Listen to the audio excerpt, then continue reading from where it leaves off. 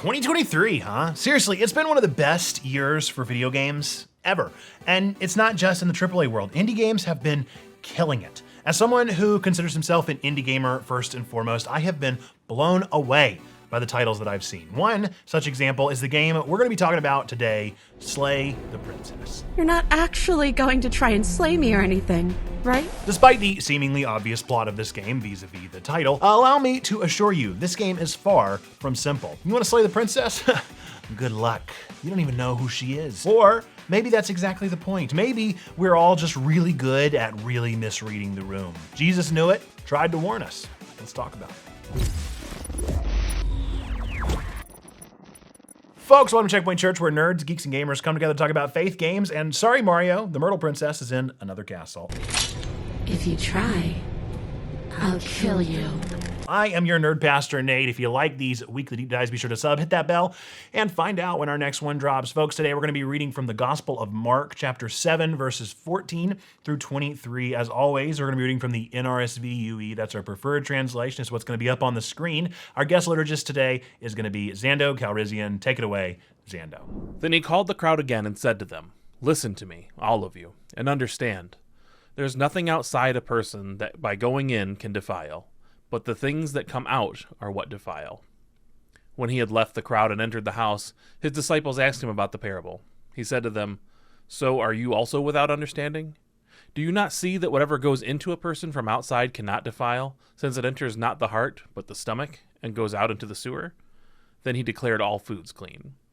And he said, "It is what comes out of a person that defiles, for it is from within, from the human heart, that evil intentions come: sexual immorality, theft, murder, adultery, avarice, wickedness, deceit, debauchery, envy, slander, pride, folly. All of these evil things come from within, and they defile a person." Let's get the elephant out of the room. Here's the thing. This game is weird. It's real niche. Hands. Hands. Hands. If you like incredible stories, you should consider playing it. You can even watch our full Let's Play of it here or wherever the pop-ups come up. And the reason that we did that is because I just cannot possibly talk about this game and not spoil some of it. The very best moments are just chef's kiss. Big spoilers, but let's be honest, if you clicked this video, you're either like bought into Checkpoint enough that you're just kind of cool with this, or you're just curious about a church's perspective on this game and you've already played it. So let's dig in. You wake up in the woods. A mysterious narrator informs you that you've been tasked with slaying the princess. If you don't, it will be the end of the world. Okay. The princess is very dangerous, you see. She will, in fact, bring about the end of the world. Luckily, she's locked up in a basement not far off. How convenient. The narrator guides you to the cabin and you get to make some choices. Killing a princess seems kind of bad though, doesn't it? Can't someone else do this? Forget it, I'm not doing this. Wow, there's a lot of options. Should you negotiate?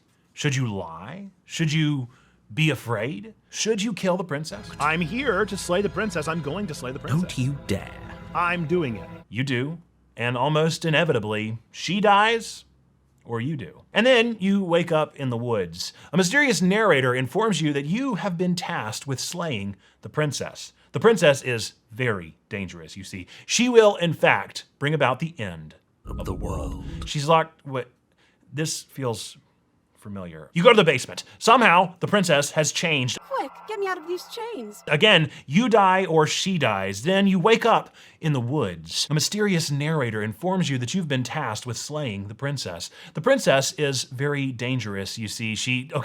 We are definitely experiencing a time loop. So you loop a number of times until the princess has been completely and totally changed. Suddenly, everything stops and hands, too many hands, reach from nowhere and embrace the princess. You meet her. Hey, princess. When I found you in the long quiet alone, I was terrified. She tasks you with bringing her more princesses to learn from, to inhabit. She erases your memory. The loop restarts, and you can do it all again. She erases you again and again. Each time you bring her a new princess husk, she grows. She tells you that only one more is needed, but this time you're stopped by a mirror. If you still wish to obliterate me, it will have to wait until I am complete. It's a mirror that keeps showing up, but the narrator, for some reason, never sees it. We now know that the mirror is, in fact, who the narrator was all along. The narrator at last explains everything. He is an echo, a remnant of the one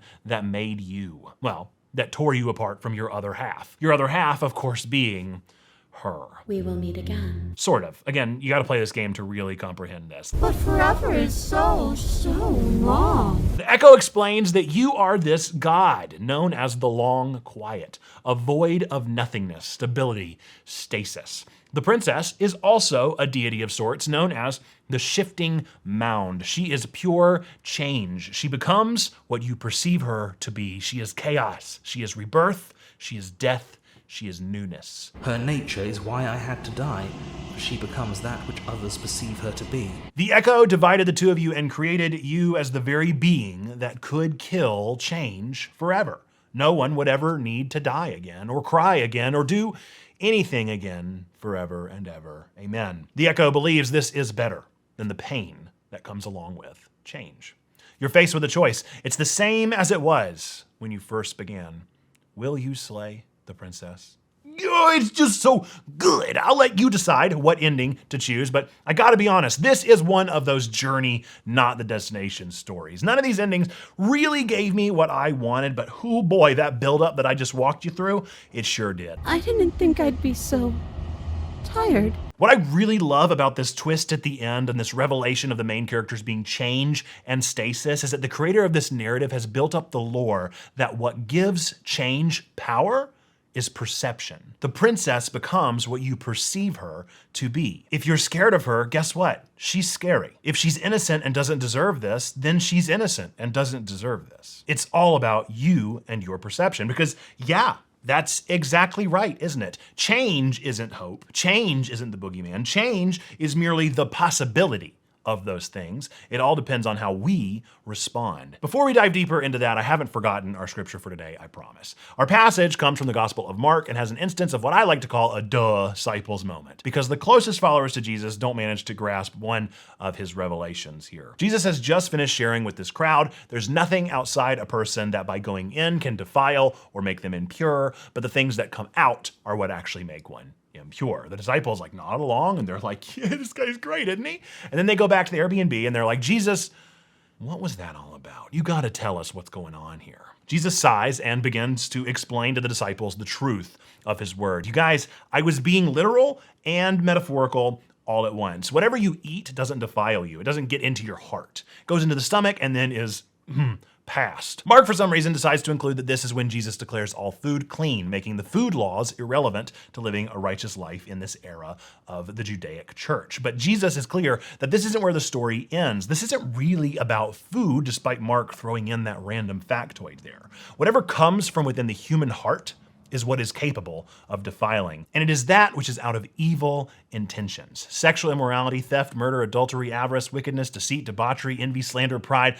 folly. These come from within and they defile. I once had a mentor who had an adage he would often tell that as he was growing up, he would hear from elders in his life to be careful of what music you listen to, what shows you watch, because garbage in, garbage out. And he would say, that's not exactly true. If you take garbage in, garbage doesn't actually come out. It stays and it rots and it festers within us. Jesus is going a step further here. It has nothing to do with the taking of garbage in at all. The capacity for evil already exists here within these evil intentions. It is a pursuit of doing things with evil thoughts. The evil thing then is doing things for evil. This is also what we mean when we define sin not as something that you do, but a state of being. It's a separation from God that is caused by actively pursuing evil intentions. Sin, then, is not the opposite of good. You do not sin as an action. The opposite of sin is righteous living, and you have the capacity to live in either one, but it's ultimately up to you. The slave cannot serve two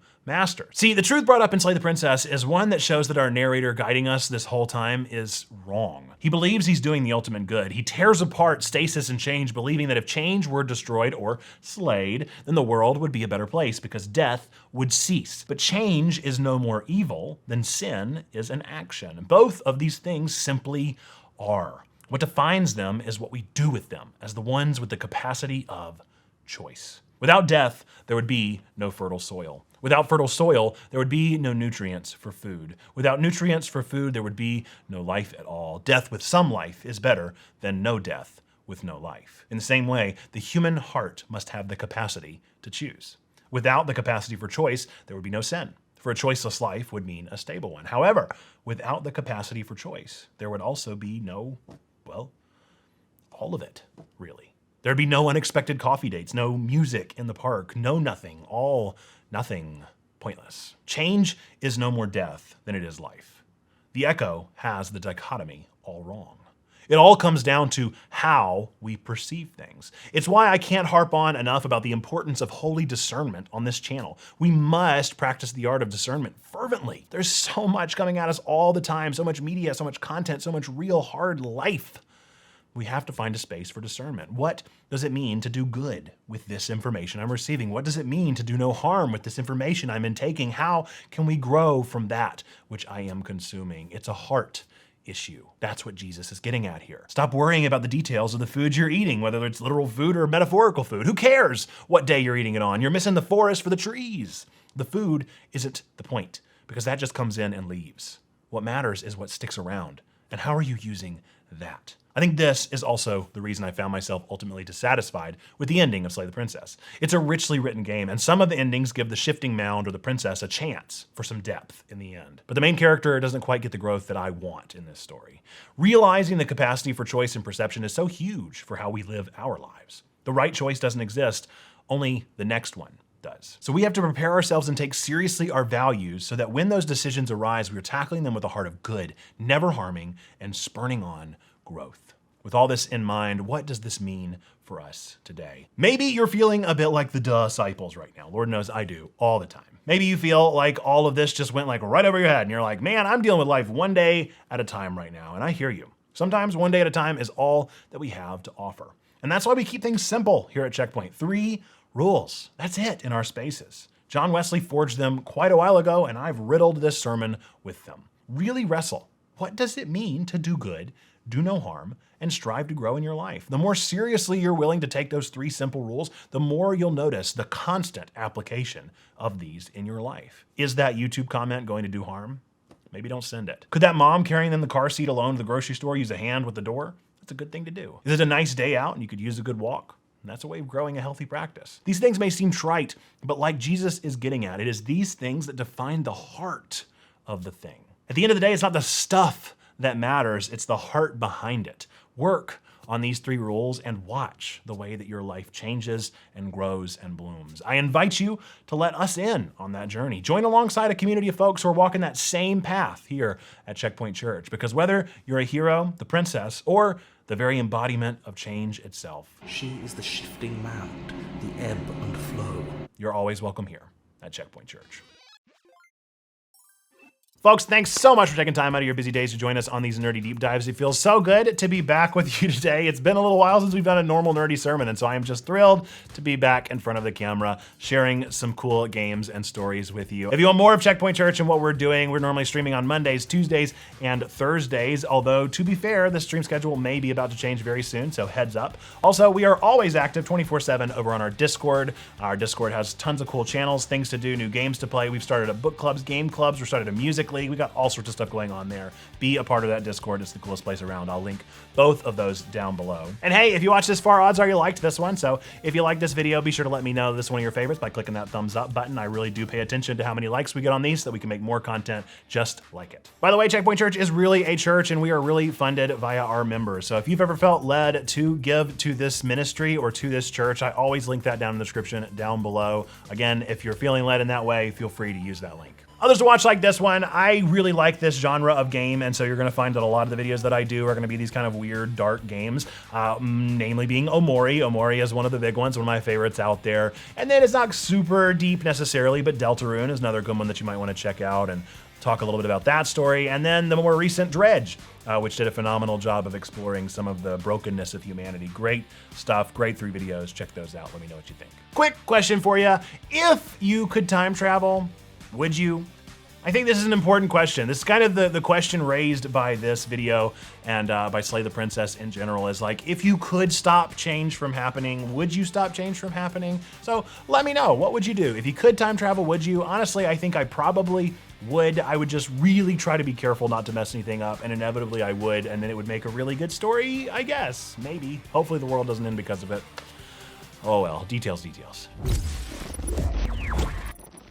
With that, we're gonna end this video as we always do with our 3 things that we believe to be true about every single one of you out there. Whether you believe in God, don't believe in God, go to church, don't go to church, hate God, or hate the church, we still believe these to be true. Number 1, that God loves you, like really, really loves you. Number 2, we love you, we want community with you. It's why we're doing things just like this. Number 3, that you, yes, you matter. You are a person of sacred worth. The world's a better place. Why? Because you are in it. Folks, with that, until the next time that I see you, whether that be on Twitch this week, on Discord right now, or same time, same place for another nerdy sermon next week, I look forward to seeing you then.